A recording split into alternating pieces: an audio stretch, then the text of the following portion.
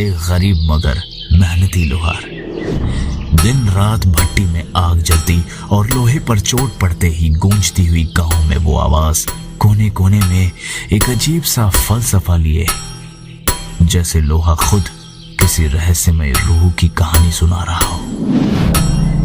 तपते अंगारों की लाल रोशनी में शशिकांत की वो आंखें चमक उठती, आंखें जो साधारण मनुष्य की नहीं, उनमें एक अजीब सी बेचैनी थी, जैसे वो आंखें किसी सच के पीछे भाग रही हो। उसका जीवन बस माँ की सेवा, औजार बनाना और काम में डूबा रहना, पर उन आंखों की गहराइयों में गांव वालों के लिए हमेशा एक रहस्यमय और भयानक छाया रहती।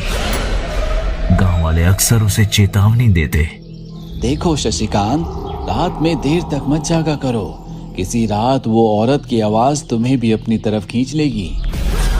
गांव वाले की वो बात सुनकर शशिकांत हंसता है और कहता है अरे चाचा, ये भूत प्रेत वाले किस्से सिर्फ कहानियां ही हैं। असलियत में ऐसा कुछ नहीं होता, ये सब दिमाग का खेल होता है और हमें हर चीज को विज्ञान की नजर से देखना चाहिए। डर के आगे सच हमेशा छुपा होता है, बस आंखों को साफ करना जरूरी है।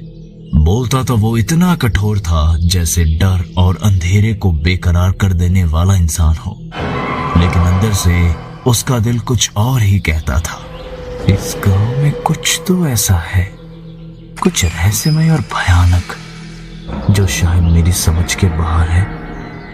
हर छोटी सी आवाज, हर अंधेरा कोना मेरे दिमाग में एक खौफनाक सवाल जगाता है, ये सच है भी या बस मेरे दिमाग का एक खेल। एक शाम जब गांव वाले चौपाल पर बैठे थे तो बातें अचानक रहस्यमय और अस्वाभाविक आवाज की तरफ मुड़ गई, जिसे लेकर सबके दिलों में एक अजीब सी खौफ और उत्सुकता दोनों ही थी।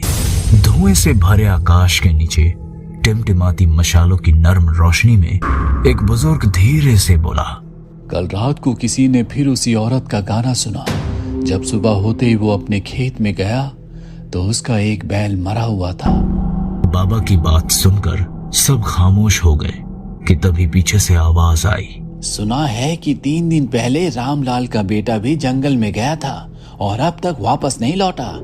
ये बातें सुनकर सबके सब सहम गए और उस भीड़ में खासकर की औरतों ने अपने बच्चों को कसकर पकड़ लिया। औरतें फुसफुसा रही थी, पुरुषों के चेहरों पर चिंता और दहशत साफ थी।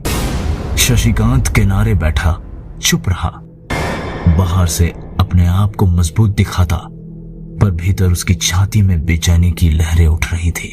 हर घटना पर उसका मन कहता, कोई तर्क होगा,